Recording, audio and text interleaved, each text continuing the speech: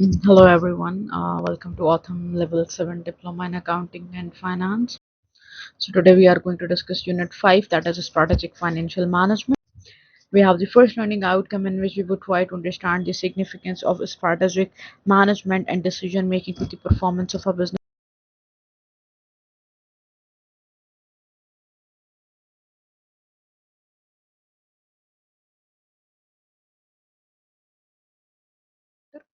So we have the strategic analysis in which we have the different factors, for example, pastel analysis, five forces framework, RBV, core competencies, and value chain.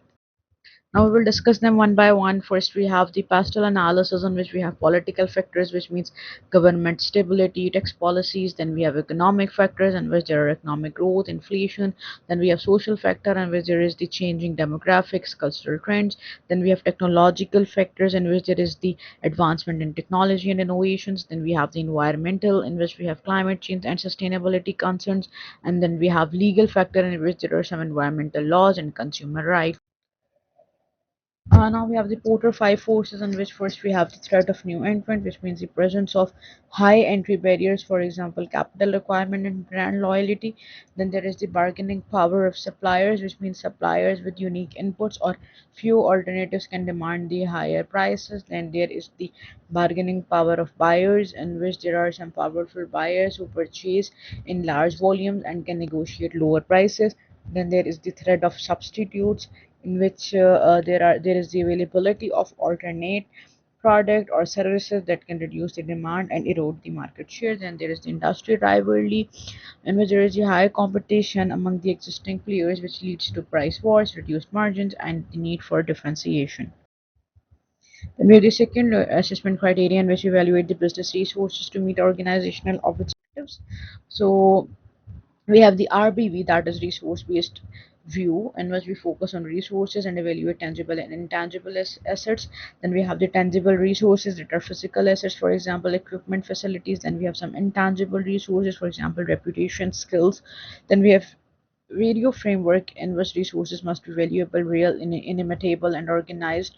Then there is the comparative advantage, in which there is the unique resource that create long-term performance. Then there is the goal alignment, which means leveraging resources to achieve strategic objectives in an effective manner. We have different core competencies, for example key capabilities, in which core competencies are unique skills. Then there are some strategic alignments, for example these competencies must support the achievement of organizational goals. Then there must be competitive edge, for example it must differentiate the organizations from competitors in the market. There must be some value creation, which drives the innovation, customer satisfaction, and it must be difficult to imitate, for example core competencies are rare and hard for competitors to imitate. Then there must be long-term success, which means to build the sustained growth and strong market positioning. Now there is a value chain, and we have some activities, for example primary activities, which include inbound logistics operations and outbound logistics. Then there are some support activities, for example procurement, technology, HR management. Then there are some cost optimization, which identifies areas to reduce the cost. Then there is the differentiation, which enhances the processes to develop to deliver unique and high value products. Then there is the competitive advantage, which analyze the activities that provide the unique edge in the market. Then there is the improved performance, which aligns the internal activities to meet the customer needs. Now we have the second learning outcome, in which we would understand key financial theories. So first assessment criteria is to evaluate the financial theory.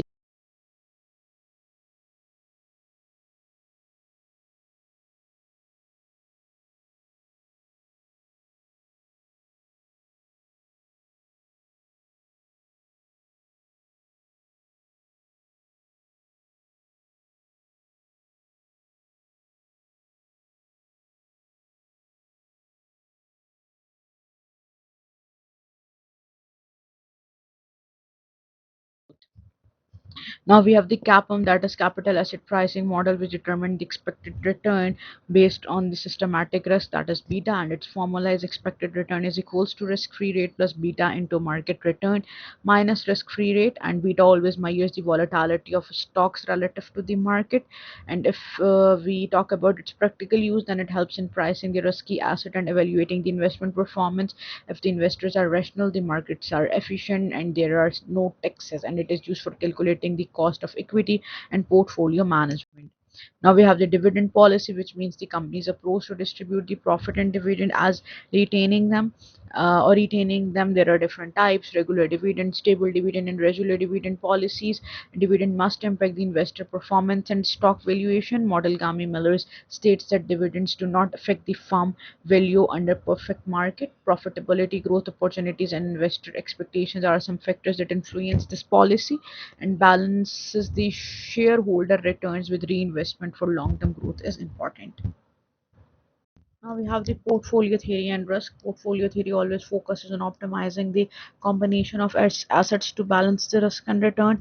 It reduces the unsystematic risk by spreading the investment across the multiple assets. It means that higher returns are always associated with higher risk, and it represents the portfolio that offer the highest return for the least risk.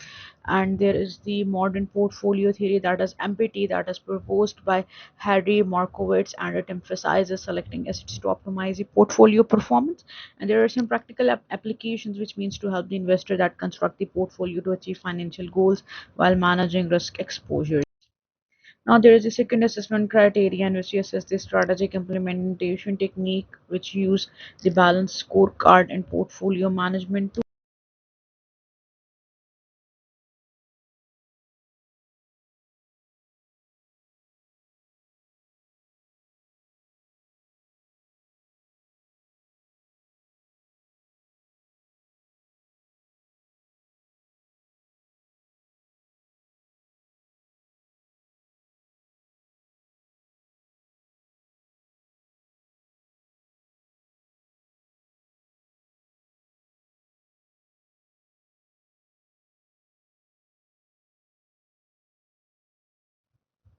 Now we have portfolio management tools. We have BCG metrics that are categorized into different business units. For example, stars, cash cow, stock, and question mark. We have GE McKinsey framework, which evaluate the business unit using industry attractiveness. Then we have the resource allocation, in which we have different tools that help us to prioritize the investment in profitable areas. Then we have risk diversification, in which we balance the investment to minimize the risk. Then we have performance evaluation, in which we regularly reviewing the performance of business units. Then we have a strategic focus, in which we identify where to invest, divest, or hold for optimal growth. Now we will discuss BCG matrix. It is a strategic tool that categorizes the business units based on market growth rate and relative market share. So first we have stars. Stars are basically the high market share in high growth markets. Then we have the cash cows, which means high market share in low growth markets. Then we have question marks, which mean low market share in high growth market. Then we have dogs, which mean low market share in low growth market. Then we have a strategic application of this matrix, which helps the businesses to prioritize resources allocation for growth and profitability. Now we have the GE McKinsey framework, which is a portfolio management tool that assesses the business units on industry attractiveness and competitive strength. If we talk about industry attractiveness, then there are some factors include market size, growth rate, and profitability. If we talk about competitive strength, then it evaluates the market share, brand reputation, product quality.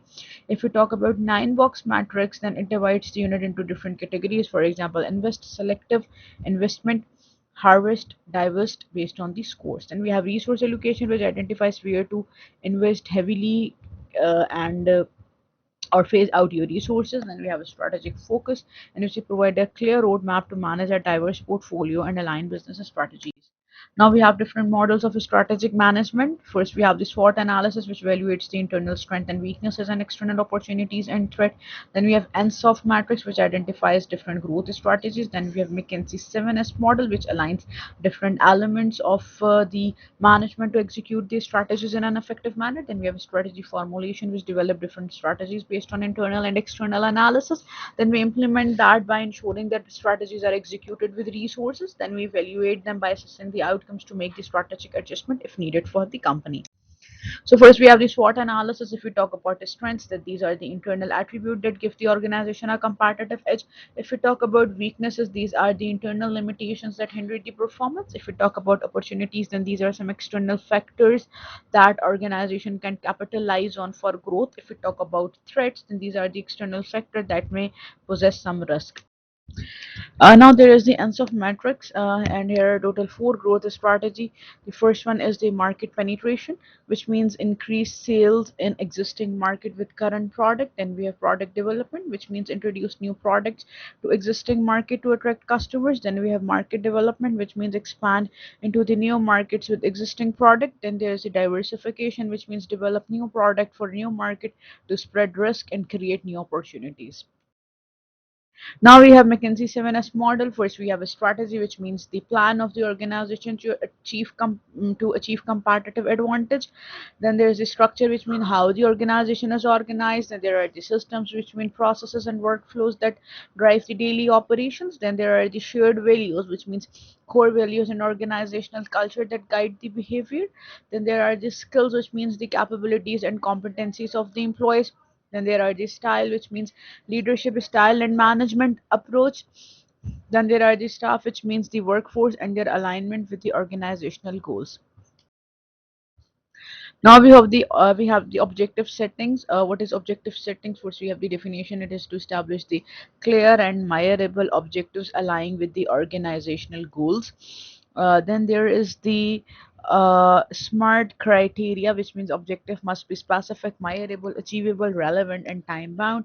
Then there is the alignment, which means to ensure individual, team, and departmental goals aligns with overall strategy. Then there is the prioritization, which means to focus on critical objectives that drive performance and growth.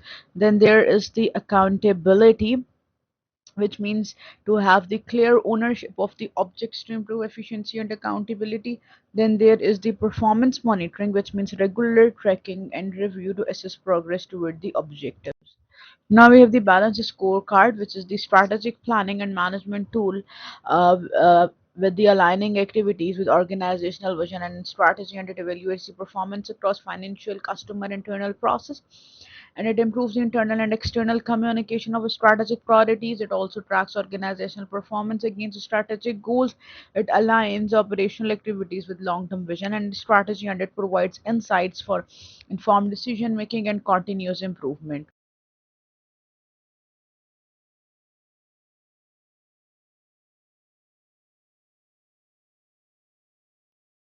So we have the first assessment criteria, in which we analyze the significance of stakeholder analysis.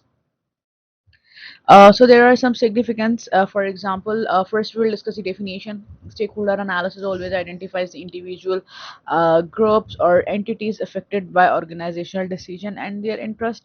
Then there are understanding influence, which helps to determine stakeholder power and interest in organizational activities. Then there is the alignment with culture, where there are the shared beliefs, norms, and values, which ensures the stakeholder aligns with organizational goals. There are some improved communication, which facilitates the effective communication to address stakeholder expectations. Then we have a strategic decision making, and which there are informed decisions by balancing conflicting stakeholder needs. Then we have the role in success, which enhance the trust, support, and collaboration that are crucial for achieving the organizational objective. Now we have the second assessment criteria, in which we analyze business expansion methods and their impact on stakeholders. So we have the different business expansions method, and the business expansion method involve growing operations through method, for example, market entry, diversification, or acquisition. Then we have different expansion method, for example, mergers and acquisition, which means to combine the businesses to increase market share. Then there are franchising, which means to allow others to operate under the business's brand. Then there are partnership and alliances, which means collaboration for mutual benefits. And there are some new markets, which means to expand the business geographically or demographically. After that, we have another thing in the business expansion method and their impact on the stakeholder, that is change management, which ensures a smooth transition by addressing stakeholder resistance and concerns. There are also job creations, role changes, and redundancies. Then there are the potential for higher returns but increased financial risk. And at last, there are some improved product or services but possible supply chain disruptions. Now we have the third assessment criteria, in which we apply stakeholder analysis to a named business organization. So there are different stakeholder analysis to a named business organization. First, we will discuss the definition. A stakeholder analysis always identifies the key stakeholders, their interest, and their influence on the decision of the businesses. Now we have the named business example, that is the Apple. So first, there are some key stakeholder like customers, employees, suppliers, investor, government, and communities. We also have some customers which expect innovative, high quality product and reliable after sales services. Employees always require fair wages, career development, and an inclusive work environment. Then we have supplier which seeks the long-term partnership, timely payments, and ethical business practices. Then there are investor which focus on profitability, dividend payout, and sustainable growth strategies. Now we have the fourth assessment criterion, which is prepare return and risk computations.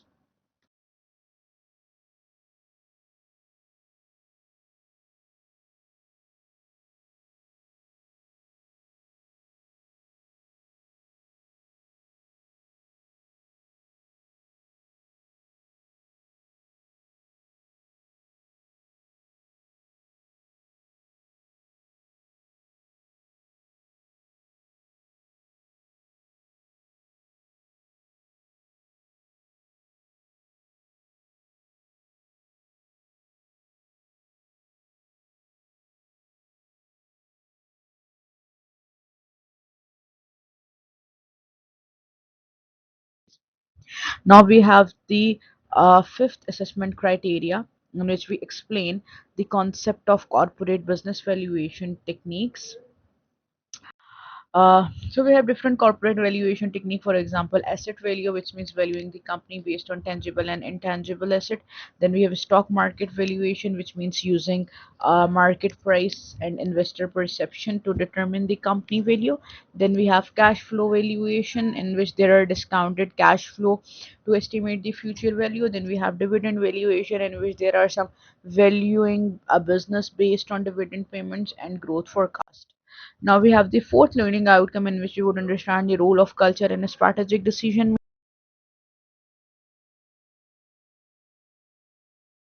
strategy. So there are different role of culture in creating a strategy. First, there are some shared belief that creates the foundation for a strategic decision. Then we have some norms and values that guide the behavior and decision making. Then there are some roles of culture which facilitates the strategy execution by fostering the trust.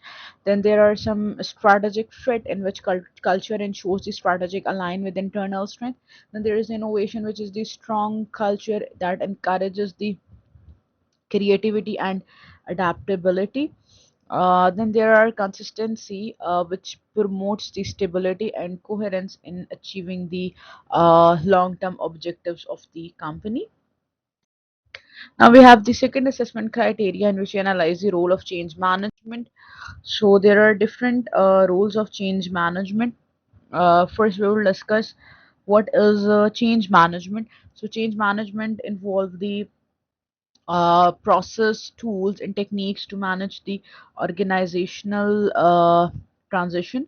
Then we have the in change management we have the minimizing resistance, which means to address the employee and stakeholder concerns to reduce the resistance to change. Then we have the resource allocation, in which we ensures financial, human, and operational resources that supports the change process. Then we have the leadership role, in which there are some effective leaders that drive the change through clear communication and motivation. Then we have some monitoring progress, track the in which we regularly track the implementation to ensure smooth and timely adoption. Then we have the enhancing adaptability, in which we prepare an organizations for ongoing market and environmental changes. Now we have the third assessment criteria, in which we analyze the role and effect of culture on change management.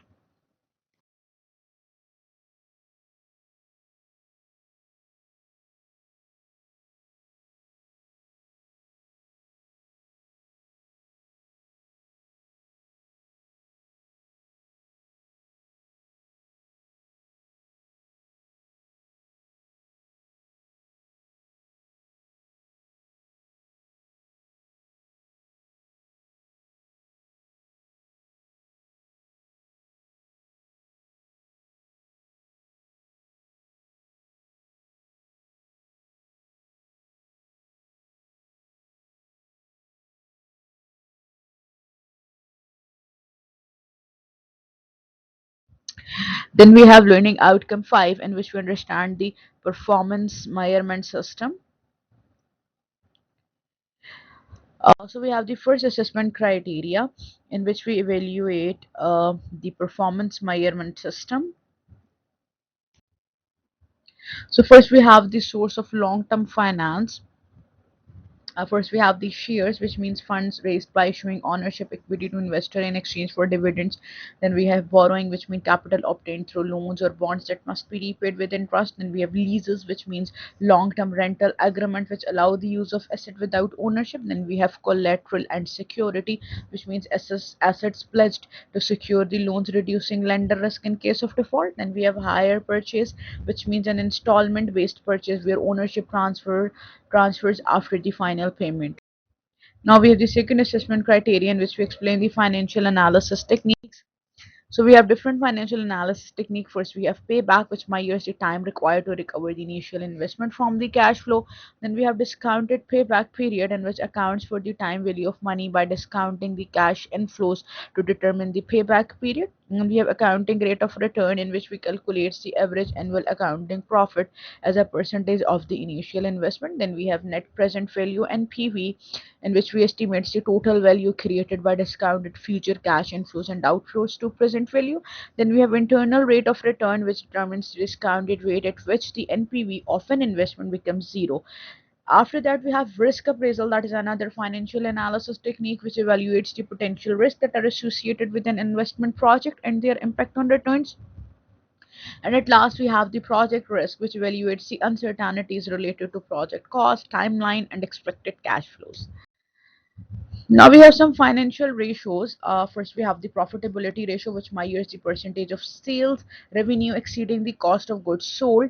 That is the definition of the gross profit margin that comes under the profitability ratio. Then we have net profit margin, which shows the percentage of revenue left after all expenses are deducted. Then we have the return on asset, which indicates how efficiently a company uses its asset to generate the profit. Then we have return on equity, which measures the return generated on shareholders' equity investment. Then we have the liquidity ratio. And liquidity ratio, first we have current ratio, in which we assess the company's ability to cover the short-term liabilities with asset. Then we have quick ratio, in which evaluates the company's ability to pay the short-term obligation without inventory.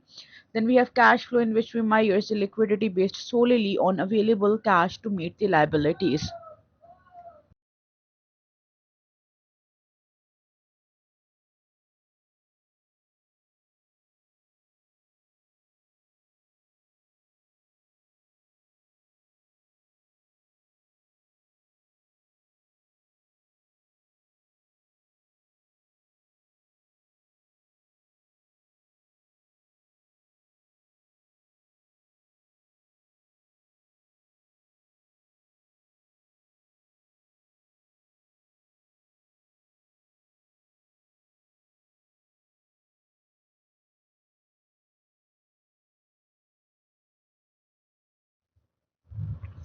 Now again we have more ratios. The efficiency ratio, in which we have the asset turnover ratio, which measures how efficiently a company uses its asset to generate sales. Then we have inventory turnover ratio, which indicates how quickly investors sold and replaced over the period. Then we have accounts receivable turnover, which shows how efficiently a company collects outstanding credit sales. Then we have account payable turnover, which measures how quickly a company pays its suppliers. Then we have return on investment. Uh, then we have return on investment, which is under performance ratio, and it indicates the returns generated on total investment. Then we have operating profit margin, which measures the total percentage of sales remaining after operating expense. Then we have return on capital employed, which shows how effectively capital is employed to generate profit. Then we have economic value added, which measures the value generated over and above the required return on capital.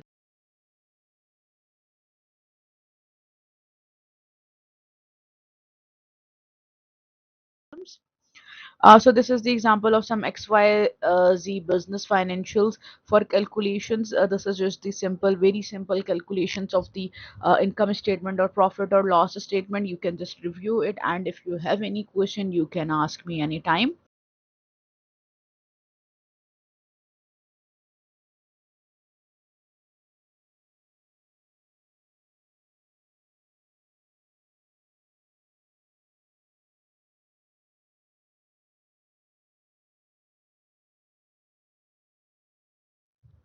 And again, here we have the values for the liquidity ratio. We just put the values in the formulas, and we have the liquidity ratios. Same, we have some solvency ratios, we have some valuation ratios.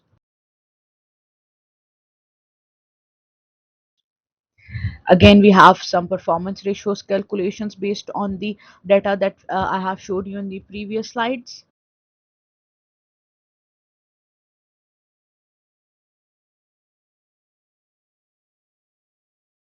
If you have any question, please feel free to ask. Thank you.